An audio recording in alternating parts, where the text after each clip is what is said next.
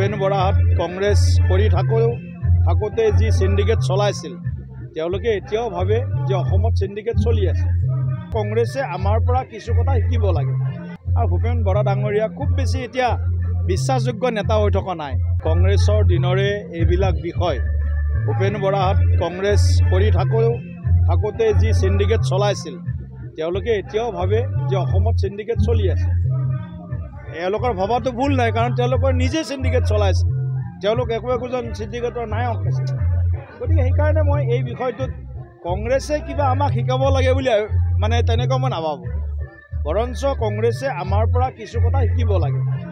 ভাৰতীয় জনতা পাৰ্টিৰ পৰা সংস্কাৰ, ভাৰতীয় জনতা পাৰ্টিৰ পৰা যিটো কাৰ্য পদ্ধতি, ভাৰতীয় জনতা পাৰ্টিৰ যিটো আমাৰ গণতন্ত্ৰৰ প্ৰতি যিটো আমাৰ যিটো ধাৰণা, এই গোটেই কথাবিলাক কংগ্ৰেছে শিকাটো উচিত।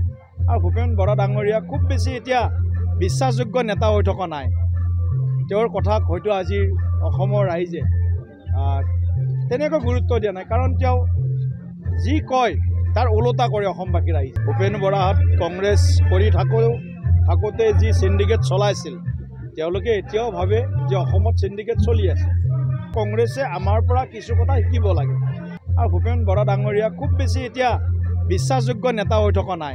কংগ্ৰেছৰ দিনৰে এইবিলাক বিষয় ভূপেন বৰাহাত কংগ্ৰেছ কৰি থাকোঁতে যি সিন্ডিকেট চলাইছিল তেওঁলোকে এতিয়াও ভাবে যে অসমত সিন্ডিকেট চলি আছে। এওঁলোকৰ ভবাটো ভুল নাই, কাৰণ তেওঁলোকৰ নিজে সিন্ডিকেট চলাইছে। তেওঁলোক একোজন সিন্ডিকেটৰ নায়ক আছে।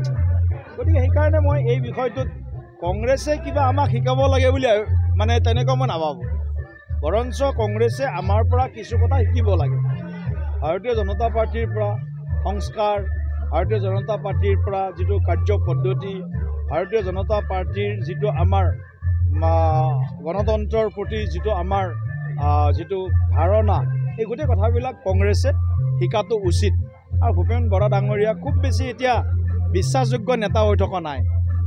তেওঁৰ কথাক হয়তো আজি অসমৰ ৰাইজে তেনেকৈ গুৰুত্ব দিয়া নাই, কাৰণ তেওঁ যি কয় তাৰ ওলোটা কৰে অসমবাসী ৰাইজে। ভূপেন বৰাহাত কংগ্ৰেছ কৰি থাকোঁতে যি সিন্ডিকেট চলাইছিল তেওঁলোকে এতিয়াও ভাবে যে অসমত সিন্ডিকেট চলি আছে।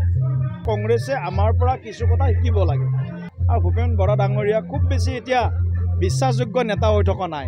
কংগ্ৰেছৰ দিনৰে এইবিলাক বিষয় ভূপেন বৰাহাত কংগ্ৰেছ কৰি থাকোঁতে যি সিন্ডিকেট চলাইছিল তেওঁলোকে এতিয়াও ভাবে যে অসমত সিন্ডিকেট চলি আছে।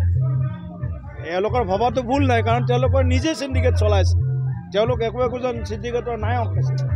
গতিকে সেইকাৰণে মই এই বিষয়টোত কংগ্ৰেছে কিবা আমাক শিকাব লাগে বুলি মানে তেনেকুৱা মই নাভাবোঁ। বৰঞ্চ কংগ্ৰেছে আমাৰ পৰা কিছু কথা শিকিব লাগে। ভাৰতীয় জনতা পাৰ্টিৰ পৰা সংস্কাৰ, ভাৰতীয় জনতা পাৰ্টিৰ পৰা যিটো কাৰ্য পদ্ধতি, ভাৰতীয় জনতা পাৰ্টিৰ যিটো আমাৰ গণতন্ত্ৰৰ প্ৰতি যিটো আমাৰ যিটো ধাৰণা, এই গোটেই কথাবিলাক কংগ্ৰেছে শিকাটো উচিত। আৰু ভূপেন বৰা ডাঙৰীয়া খুব বেছি এতিয়া বিশ্বাসযোগ্য নেতা হৈ থকা নাই। তেওঁৰ কথাক হয়তো আজি অসমৰ ৰাইজে তেনেকৈ গুৰুত্ব দিয়া নাই, কাৰণ তেওঁ যি কয় তাৰ ওলোটা কৰে অসমবাসী ৰাইজে।